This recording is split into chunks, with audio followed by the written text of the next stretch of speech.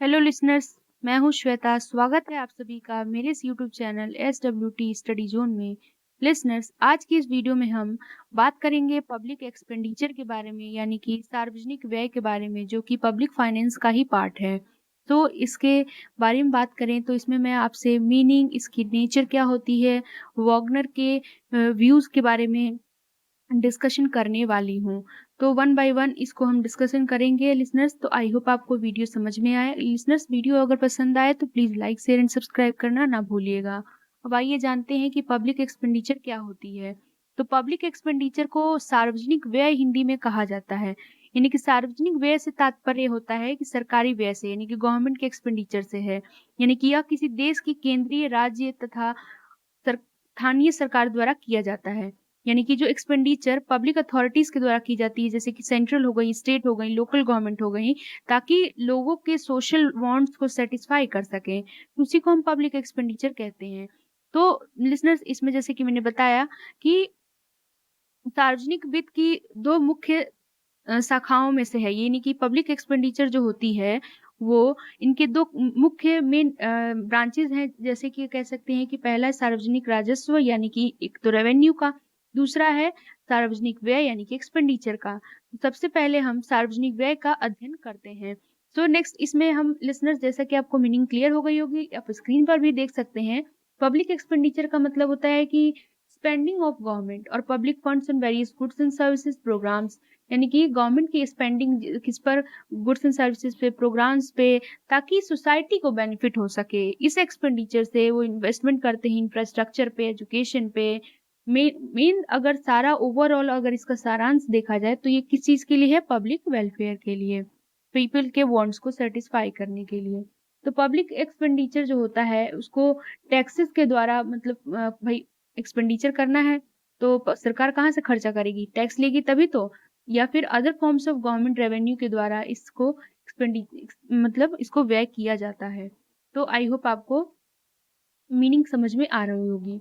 इसमें बोला गया है कि subject to scrutiny by the public और various government agencies to ensure that spending is efficient.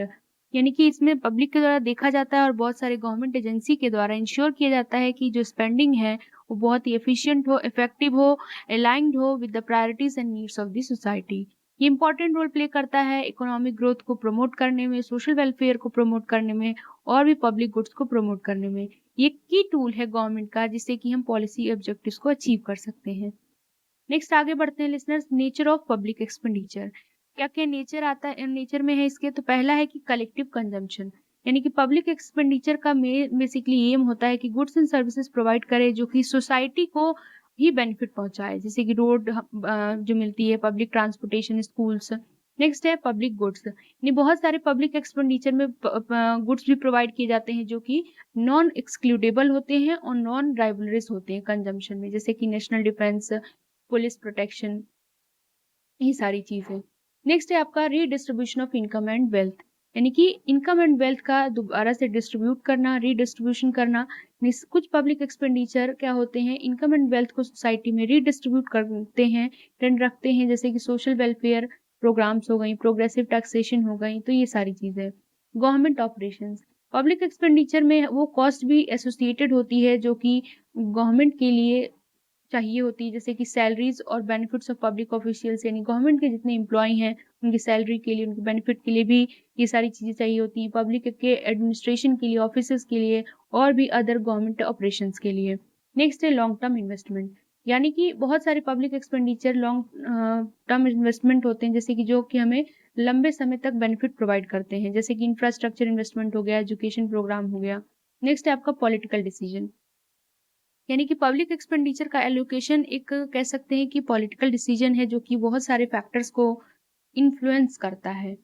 बात कर लेते हैं अब लिसनर्स नेक्स्ट पॉइंट की, यानी कि Wagner views on increasing state activities. इसमें देखिए दोनों एक ही साथ आ गया है आपका वाइजमैन पिकॉक हाइपोथेसिस। तो इसमें सिर्फ मैं वागनर की बताऊंगी, नेक्स्ट वीडियो में मैं आपसे वाइजमैन की बात करूंगी।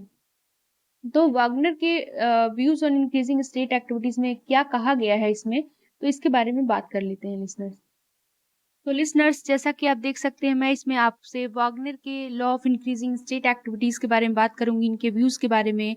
यानी कि वैगनर का राज्य के बढ़ते क्रियाकलापों का सिद्धांत, इसको हिंदी में कहते हैं। लिसनर्स, ये आता है पब्लिक एक्सपेंडिचर हाइपोथेसिस के अंडर में, यानी कि सार्वजनिक व्यय की परिकल्पनाओं के अंडर में आता है। तो सार्वजनिक व्यय में जो रेगुलर जो वृद्धि हो रही है, उसके कारणों को समझने के लिए कुछ प्रिंसिपल का प्रोपाउंड किया गया है, जिनमें 2 सिद्धांत मुख्य हैं। कौन-कौन से? जैसा कि आप देख ही सकते हैं। पहला मैंने वॉगनर के बारे में बात करूंगी आज। तो वॉगनर के बारे में बात कर लें तो इसमें बेसिकली क्या बताया गया है। तो लिसनर्स, सबसे पहले मैं इसके बारे में कुछ बताऊं आपको, उसके बाद इसमें देखेंगे कि हमने क्या दिया हुआ है। तो जो सार्वजनिक व्यय में जो वृद्धि हो रही थी, उसके विषय में एक जर्मन के इकोनॉमिस्ट थे एडोल्फ वागनर। उन्होंने 19वीं शताब्दी में 19th सेंचुरी में इस सिद्धांत का प्रतिपादन किया। फिर इस सिद्धांत के द्वारा वागनर ने यह स्पष्ट करने का प्रयास किया लिसनर्स कि जो हमारी इकोनॉमिक डेवलपमेंट के स्तर में जो भी होने वाली ग्रोथ है, उसके साथ साथ राज्य के जो क्रियाकलापों में, यानी कि लोक व्यय में तेजी से वृद्धि होती जा रही है। सो वागनर ने कहा कि राज्य के विभिन्न मदों में वृद्धि की प्रवृत्ति के दो का बहुत ही प्रथम स्थान है, यानी कि पहला कि राज्य की सेवाओं के प्रति मांग की लोच एक से अधिक होती है, और दूसरी, जैसे जैसे हमारा आर्थिक विकास होता जाता है, सार्वजनिक क्षेत्र की महत्व जो है, इम्पोर्टेंस है, निजी क्षेत्र की अपेक्षा बढ़ता जाता है। वागनर ने राज्य के कार्यों को 2 भागों में विभाजित किया है। पहला है आंतरिक एवं बाह्य सुरक्षा संबंधी कार्य, दूसरा है कल्याणकारी कार्य। वागनर की धारणा थी कि आर्थिक विकास के साथ साथ समाज में क्या होता है, जटिलता तथा विषमता की भी वृद्धि होती है।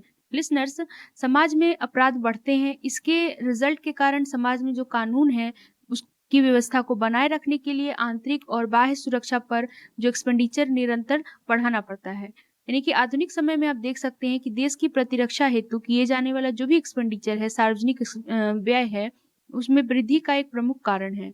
सो राज्य के कल्याणकारी कार्यों में भी निरंतर वृद्धि होती जा रही है। जैसे कि आप देख सकते हैं शिक्षा और स्वास्थ्य कितना ज्यादा आगे हो गया है। सो ये चीज बेसिकली वागनर ने कही है। इनका काफी सारे लोगों ने जो कह सकते हैं कि इनके जो विभिन्न विभिन्न अर्थशास्त्री थे, वागनर के नियम को अलग-अलग भिन्न-भिन्न रूपों में देखा है। तो उसके बारे में बताऊँ तो जैसे कि पीकॉक और वाइज़मन ने बताया कि इस नियम की व्याख्या करते हुए कहा है कि इस नियम के अनुसार, यानी कि इस हाइपोथेसिस के अनुसार सार्वजनिक व्यय सकल राष्ट्रीय उत्पाद की वृद्धि दर की अपेक्षा अधिक तेज दर से बढ़ता है। लिसनर्स, अब देख सकते हैं कि अब मैंने इसमें क्या दिया हुआ है। तो वागनर लॉ, यानी कि Wagner law on increasing state activities named after the German economist Adolf Wagner. किसने दिया है? एडोल्फ वागनर ने। जो ये बताते हैं नेशंस की इकोनॉमिक ग्रो एंड डेवलपमेंट के बारे में, गवर्नमेंट के रोल के बारे में, उसके एक्सपेंडिचर के बारे में, धीरे धीरे कैसे बढ़ते जा रही है। वागनर की ये बिलीव थी कि इकोनॉमिक डेवलपमेंट होगा तो क्या होगा, सोसाइटी की नीड्स भी सही रहेगी, जो कि गवर्नमेंट की मेन इंटरवेंशन या एक्सपेंडिचर करने का मेन ऑब्जेक्ट होता है, यानी कि जो कि रिक्वायरमेंट होता है, जिसमें हम बहुत सारे गवर्नमेंट के इंटरवेंशन करते हैं, एक्सपेंडिचर करते हैं। तो ये बेसिकली वागनर के व्यूज में बताया गया है। सो लिसनर्स, यहाँ तक की है इसमें।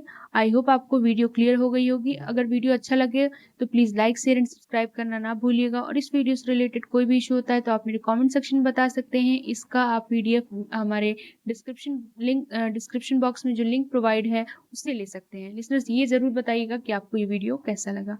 Thank you.